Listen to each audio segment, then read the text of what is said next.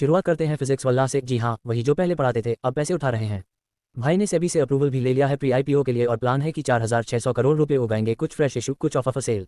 अब कमाल यह है कि फाइनेंशियल ईयर 24 में इन्होंने करीब 1904 करोड़ का रेवेन्यू कमाया, लेकिन 375 करोड़ का नुकसान भी किया। भाई ये तो वही बात हो गई, पढ़ाई के नाम पे बच्चों को डांट डांट के पैसे लिए और फिर खुद फेल हो गए। अब बात करते हैं टाटा वन एमजी की। हेल्थ केयर तो है, लेकिन हालत खुद की भी आईसीयू में है। फाइनेंशियल ईयर 25 में रेवेन्यू 2392 करोड़ पहुंच गया, बढ़िया है, लेकिन नुकसान अभी भी 276 करोड़ का है। हाँ, थोड़ा सुधार हुआ है, करीब 11% कम हुआ नुकसान, लेकिन खर्चा देखो, हर 1 रुपये कमाने के लिए 1 रुपये 12 पैसे खर्च किए हैं। मतलब दवाई बेचते हैं पर खुद को देने की जरूरत है। टाटा डिजिटल की बात करें तो इनका हाल थोड़ा ज़्यादा डिजिटल ही हो गया है, मतलब नंबर में ही रह गया। 547 करोड़ का रेवेन्यू और 827 करोड़ का नुकसान। भाई लॉस इतना भारी कि कैलकुलेटर भी एरर देने लग जाए। टाटा न्यू, बिग बिस्किट और कल्फिट में पैसा झोंका है, लेकिन रिटर्न्स की जगह रिसीट ही मिल रही है। अब सुनो शुगर कॉस्मेटिक्स की कहानी। ये वाला शुगर से डायबिटीज नहीं होता, बस इन्वेस्टर को टेंशन होती है। कंपनी 40.99 करोड़ रुपए उठा रही है, थोड़ा इक्विटी थोड़ा डेट का कॉम्बो है, मतलब चाय में शक्कर और नमक दोनों। पिछले फाइनेंशियल ईयर 24 में रेवेन्यू 505 करोड़ का था और नुकसान 67 करोड़ का, थोड़ा कम हुआ है, 11% के आसपास। चलो थोड़ा तो मेकअप काम आया। ई क्लब मतलब बॉक्स 8 और मोजो पिज्जा वाले भाई लोग ने 185 करोड़ की फंडिंग ली है और वैल्यूएशन रखा है 4,585 करोड़। पिज्जा बेचते बेचते बिलियनर बनने का सपना।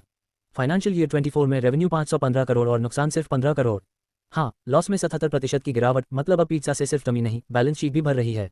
अब आते हैं बिग बास्केट पर। भाई पहले तो नाम सुनते ही सब्जी याद आती थी, अब लॉसेज। इनका B2C यानी इनोवेटिव रिटेल का रेवेन्यू 7,673 करोड़ रहा, लेकिन नुकसान 1,850 करोड़। इतना लॉस देखकर तो लोग सब्जी की जगह अंकल चिप्स खा लें।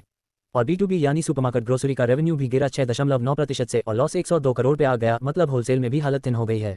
सुपर के नाम की एक रिटेल चेन है जो छोटे शहरों में बड़े सपने बेच रही है। भाई लोगों ने अभी 100 करोड़ की फंडिंग ली है और बोले हैं कि ऑर्गेनाइजेशनल कैपेसिटी और हायरिंग वगैरह पे खर्च करेंगे। फाइनेंशियल ईयर 24 में रेवेन्यू 84 करोड़ रहा और लॉस 30 करोड़, मतलब एक दुकान खोलो, 2 बंद कर दो, फिर भी इन्वेस्टर पैसे दे रहे हैं।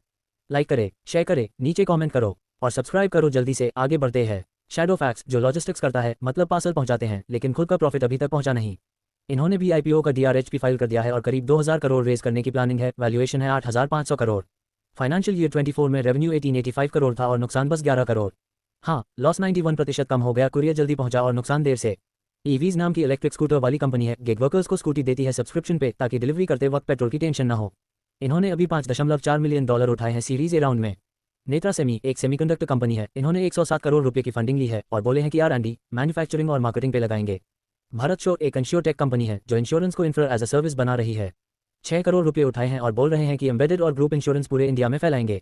और आखिर में अनलाइक ये स्मार्ट बिल्डिंग वाली कंपनी है, ऑटोमेशन, AI, टेलीमेट्री वगैरह में काम कर रही है। 46 करोड़ की फंडिंग मिली है और प्लान है कि साउथ ईस्ट एशिया तक फैल जाएं। धन्यवाद।